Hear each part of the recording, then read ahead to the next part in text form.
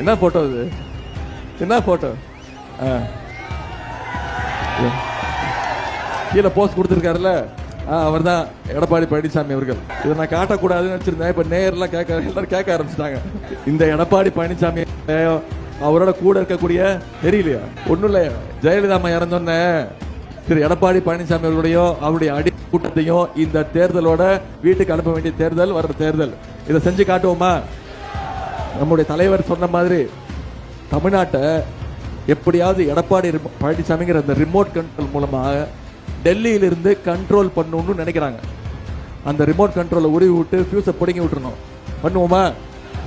இந்த முறை திருப்பி பண்ணுவோம், நிரூபிச்சு காட்டுவோம். தமிழ்நாடு என்னைக்குமே அவுட் ஆஃப் கண்ட்ரோல் தான் அப்படிங்கிறது தேர்தலில் நிரூபிச்சு காட்டணும். செய்வோமா? இன்னைக்கு தேதி 5, 23ஆம் தேதி தேர்தல். இன்னும் 18 நாட்கள் இருக்கு. உதயநிதி வந்தாரு, பேசினாரு, திட்டங்களை பத்தி சொன்னாரு, வாக்குறுதிகள் கொடுத்திருக்கிறாரு, கலந்து போயிட்டோம் அப்படின்னு நம்ம யாரும் போயிடக்கூடாது. நீங்க அத்தனை பேரும் முடிவு பண்ணிட்டீங்க உதயசூரியன் சின்னம் தான் வெற்றி சின்னம். இந்த தேர்தலில் விராலி மலையில உதயசூரியன் சின்னம் நீங்க முடிவு பண்ணிட்டீங்களா? உங்ககிட்ட கேட்பதெல்லாம் அடுத்த 18 நாட்கள் இந்த பிரச்சாரத்தை நீங்க இருக்கக்கூடிய அந்த பகுதிகளில் இந்த பிரச்சாரத்தை நீங்க கொண்டு சேர்க்கணும்.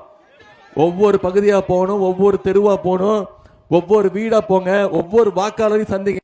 அவங்க